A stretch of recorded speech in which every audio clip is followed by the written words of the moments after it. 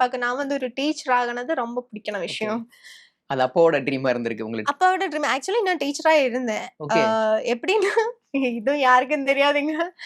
அ நான் வந்து படிச்ச பேரலல் காலேஜ் இருக்கு. டியூஷன் சென்டர் மாதிரி. இப்போ நம்ம கோயிங் ஸ்கூல் போகும்போது, இந்த இடத்துல கோயிங் ஸ்கூல் போகாம இருக்கனவங்க வந்து படிக்கணும் ஒரு இடம். இங்க படிச்சுட்டு தான் எக்ஸாம் பண்ணணும். ஸோ அங்கே 1 டூ 12த் வரைக்கும் இருக்கணும். அங்க நம்ம காலையில ஒரு டியூஷன் சென்டர் மாதிரி 1 ஹவர் படிச்சுட்டு தான் நம்ம ஸ்கூலுக்கு போவோம். 2ம் பக்கம் பக்கம் இருக்கும்.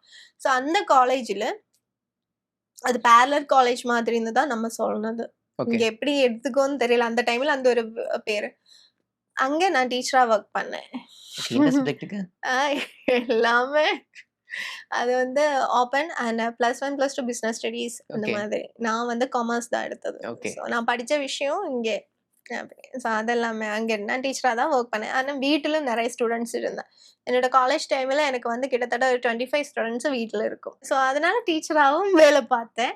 அ அது ஏன்னா நம்ம காலேஜ் தானே, நமக்கு மணி பேக்கப் வேணும்ல, பாக்கெட் மணி வேணும்ல. So okay. எனக்கு பிடிக்கும். குழந்தைங்களலாம் அவர் கூட எனக்கு வந்து விளையாடுனதும், டைம் ஸ்பெண்ட் பண்ணதும் எனக்கு வேற லெவலுங்க.